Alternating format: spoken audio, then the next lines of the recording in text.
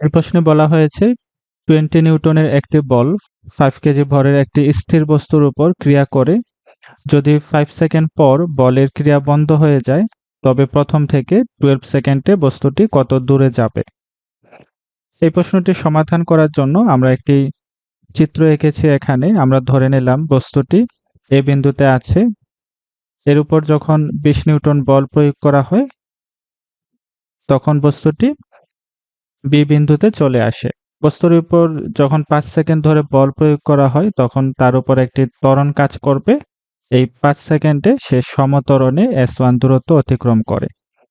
এরপর যখন বলের ক্রিয়া বন্ধ হয়ে যায় তখন বস্তুটি একটি সমবেগে কিছু দূরত্ব অতিক্রম করবে।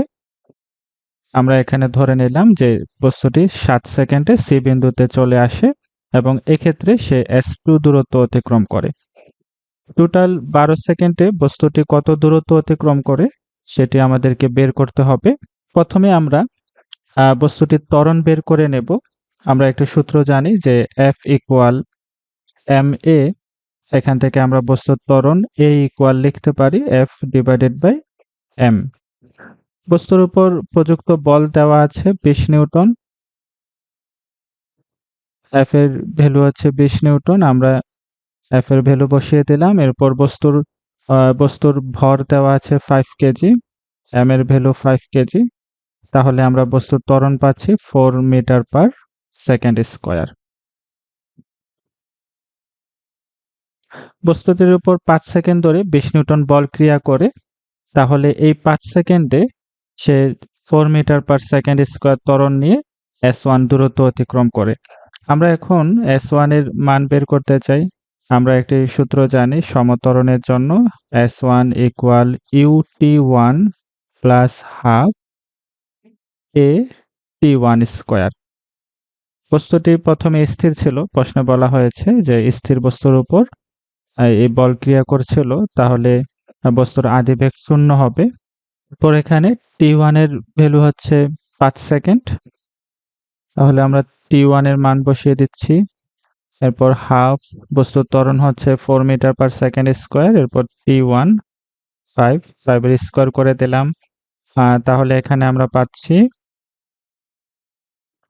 50 মিটার। প্রথম 5 সেকেন্ডে বস্তুটি 50 মিটার দূরত্ব অতিক্রম করে। এরপর যখন বস্তুর উপর বলের ক্রিয়া বন্ধ হয়ে যায় তখন সে পরবর্তী 7 সেকেন্ডে সমবেগে চলবে। আমরা এখন ধরে নিচ্ছি যে 5 সেকেন্ড পর বস্তুটি b বেগ প্রাপ্ত হয়।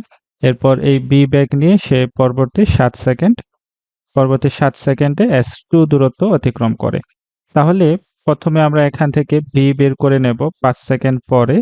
এই বস্তুর বেগ v equal u plus at1। এই ফর্মুলা বসে আমরা v বের করব।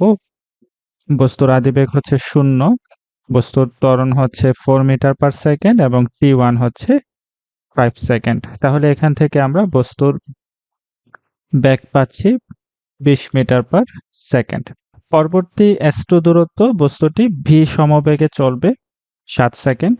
তাহলে এখান থেকে আমরা এই 7 সেকেন্ডে অতিক্রান্ত দূরত্ব S2 বের করব। যেহেতু এই দূরত্বটুকু সে সমবেগে চলবে, তাহলে আমরা S2 ইকুয়াল VT2 সমবেগের এই ফর্মুলাটি বসাতে পারি। v এখানে আমরা বের করেছি 20 মিটার পার সেকেন্ড এবং T2 হচ্ছে 7 সেকেন্ড। তাহলে এখান থেকে আমরা S2 এর মান পাচ্ছি 140 মিটার। এবার টোটাল 12 সেকেন্ডে বস্তুর অতিক্রান্ত দূরত্ব আমাদের বের করতে হবে। 12 সেকেন্ডে অতিক্রান্ত দূরত্ব আমরা S ধরে নিলাম। S ইকুয়াল আমরা লিখতে পারি S1 প্লাস S2। S1 হচ্ছে 5 সেকেন্ডে অতিক্রান্ত দূরত্ব, এটি আমরা বের করেছিলাম 50 মিটার। এরপর S2 হচ্ছে পরবর্তী 7 সেকেন্ডে অতিক্রান্ত দূরত্ব 140 মিটার। তাহলে টোটাল অতিক্রান্ত দূরত্ব আমরা পাচ্ছি 190 মিটার। তো এটি আমাদেরকে বের করতে বলা হয়েছিল যে প্রথম থেকে 12 সেকেন্ডে বস্তুটি কত দূরত্ব অতিক্রম করে। আমরা এখানে বের করে নিলাম টোটাল 190 মিটার দূরত্ব অতিক্রম করে।